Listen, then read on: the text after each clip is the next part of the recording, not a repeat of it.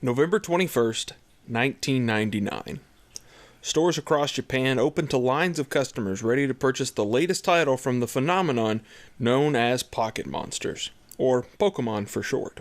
In less than 4 years, Pokemon had become a worldwide hit, spawning a trading card game, an animated series, a feature film, and a plethora of merchandise. Game Freak, the developers who created and designed the first set of games, had their work cut out for them. For their sophomore outing, they would have to deliver a product that not only surpassed the original, but showed the world that Pokemon wasn't just a fad. Everything has a story, and in this series we'll cover the development, release, and cultural impact of Pokemon Gold and Silver, and how Game Freak created a follow-up to a phenomenon. In the late 1980s, Game Freak, a small self-published magazine centering around arcade games in Japan, made a monumental change. They decided to no longer write about video games, but instead, they were going to create them. Satoshi Tajiri, who had been the writer for the magazine, would head this new studio and later go on to create Pokemon. Alongside Tajiri was Game Freak co-founder Ken Sugimori. Sugimori had been the illustrator for the Game Freak magazine. Tajiri would begin laying the groundwork for a new game that centered around catching bugs in the early 1990s. The idea would eventually morph into Pokemon. Tajiri served as director for the game. Sugimori was the art director and had the task of drawing and finalizing the monsters that would inhabit the game. The vision for Pokemon was large, and a long development was needed for the game. Game Freak needed funding, and the best way to do it was to develop new games for a variety of different game consoles. One of these games was Yoshi, a puzzle game released for the NES and Game Boy in 1991. The title would mark the first time Game Freak would work with Nintendo, who would go on to be the publisher for the Pokemon titles. Game Freak would work with Nintendo again to create Mario and Wario, a 1993 Super Nintendo title that never released outside of Japan. Both titles would be directed by Satoshi Tajiri. The relationship with Nintendo offered Game Freak their most valuable resources, funding, and the creative expertise of Nintendo's brightest minds. With their relationship evolving, Tajiri and Game Freak pitched the idea of Pokemon to Nintendo. Nintendo was hesitant to go forward with production, but did so due to Game Freak's reputation as a developer and Tajiri's experience in directing games for Nintendo. Shigeru Miyamoto, the legendary game developer who created Mario, Zelda, and a host of other Nintendo series, would even step in and mentor the young Tajiri. But it would take 6 long years for Pokemon to go from an idea to a fully fledged title. February 1996 would mark the beginning of Pokemania, when Pokemon Red and Green launched in Japan for the Game Boy. The titles were an instant success in Japan and helped revitalize the declining sales of the Game Boy. Despite releasing on outdated hardware, critics praised the title, and it's still considered one of the greatest games ever made by many. Players loved the titles as well, as stores sold through their stock quickly. Part of the reason for Pokemon's success was their use of the Game Boy link cable to battle and trade Pokemon. These features helped sell more copies of the games, as some players would purchase both Red and Green version to catch 'em all. A third version of Red and Green would be released in October of 1996 called Pokemon Blue. Originally only available through a mail-order promotion, the title would fix glitches and bugs seen in the original release, while also featuring updated sprites for the various Pokemon. Combined, Red, Blue, and Green would sell a total of over 10 million copies in Japan by 1997. Alongside the growing media franchise of trading cards, manga, and an anime, Pokemon had taken Japan by storm. Nintendo and Game Freak would even come together with Creatures Inc., another developer who helped with the development of Pokemon Red and Green, to create the Pokemon Company to handle all of the various licenses and promotions in April of 1998. North America would be a different story. At least Nintendo assumed it would be.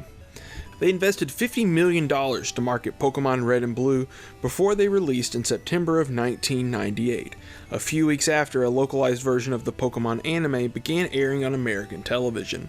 Just like in Japan, The titles would be a massive success, selling just shy of 10 million copies. Other regions would receive Red and Blue throughout 1998 and 1999, often accompanied by the various merchandise, shows, movies, and books the franchise had been building up. Red, Blue, and Green were worldwide hits, and it spawned a massive media franchise.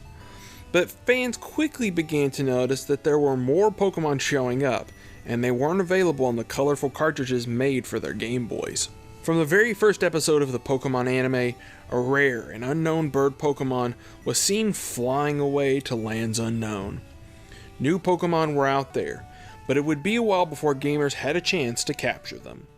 In 1997, Nintendo announced that new Pokemon games would be coming out at the end of the year, titled Pocket Monsters 2 Gold and Silver. The games were meant to release on the Game Boy and would feature Super Game Boy compatibility.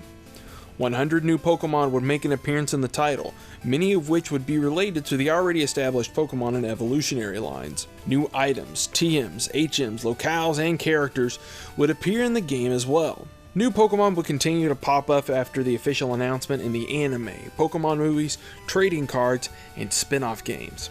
From November 21st to November 23rd of 1997, Nintendo would host their annual Space World events. These were massive showcases of Nintendo products and games, similar to E3. The 1997 show was rather underwhelming, but there was a star on the show floor. An early build of Pokemon Gold and Silver was playable for fans. The demo itself was very short, only lasting around 10 minutes, and it was somewhat unimpressive given that the titles were still early in development. What this demo did have was tons of unused content that was cut from the final release of Gold and Silver. Due to the timing of the event, there was little footage or pictures taken during the time. Pokemon had yet to reach a worldwide audience, and the internet was still in its infancy after all. The demo would become a lost relic of gaming, with only rumors and the occasional blurry photo to detail what the demo contained. That is, until recently. In May of 2018, a full ROM of the demo was made available over 20 years after Space World 97 took place. The demo revealed the planned 100 new Pokemon for Gold and Silver, over 30 of which would never make it into the game. Many of these cut Pokemon were pre-evolutions to Generation 1 Pokemon, and some would be used later for future Pokemon designs. Some Pokemon would receive redesigns before the final release. The demo also gave a look at the world of Gold and Silver. This world was much larger, and it was influenced by all of Japan as opposed to a singular region. However, the games were far from complete. 1997 would come to an end with no new Pokemon games releasing. Despite the massive success of the original Pokemon games, Game Freak was struggling monetarily.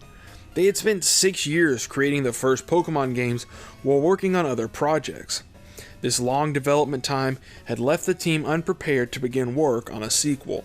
Development for Gold and Silver would begin shortly after the release of Red and Green in Japan. The team set their sights high as they began working on the game. Game Freak wanted to create a sequel that was much larger in scope, and for some developers, they had hoped to leave the series behind and begin working on something new once Gold and Silver had released. Game Freak would continue using many of the methods of production as Red and Green. However, the success of Red and Green had prompted Nintendo to release the title overseas, and Game Freak was brought on board to help localize the titles. Game Freak was also tasked with helping in the production of another title coming to the Nintendo 64, Pokemon Stadium. Game Freak would receive help during this time from the legendary Satoru Iwata. Iwata was serving as the president of HAL Laboratories, a developer with a close relationship with Nintendo. Iwata also served on the board of Creatures Inc. Iwata stepped in and looked at the battle logic for Red and Green, which the teams at HAL and Nintendo were trying to transfer over into Pokemon Stadium. Iwata was able to analyze the code without any sort of documentation to guide him. He was able to study and port the code within a week, shocking the developers at Game Freak. 1998 would be a massive year for Pokemon, thanks to the release of Pokemon Red and Blue in North America. But Game Freak had been crafting yet another version of the original Pokemon releases behind the scenes. Pokemon Yellow would release in Japan in September of 1998, and would be released in other regions throughout 1999 and 2000. The title was an enhanced port, and would feature updated battle mechanics and sprites. The story was also altered, as the game would take more influences from the anime, including the inclusions of characters from the series and a Pikachu that would follow the player outside of its Pokeball. But where were Gold and Silver? The titles had been missing in action for a while, but in the April 1999 issue of Coro magazine, they resurfaced. No longer were the games releasing on the Game Boy, but they would be coming to the new Game Boy Color. The games had received a number of changes, most notably the lack of a 2 in the title. Various Pokemon and gameplay elements from earlier builds were cut or redesigned. The region of Gold and Silver was significantly altered as well. Rather than taking place across all of Japan, Gold and Silver's Johto region would see inspiration from Japan's Kansai region. Major cities like Osaka and Kyoto would serve as the building blocks for much of the game's story and lore. New details of Gold and Silver would be revealed throughout the rest of 1999 through various gaming magazines and news outlets. The titles would once again be featured at Space World 99. Gold and Silver had more playable demo stations than any other game at the event, and the developers at Game Freak claimed that the newest entries in the Pokemon series were 90% complete.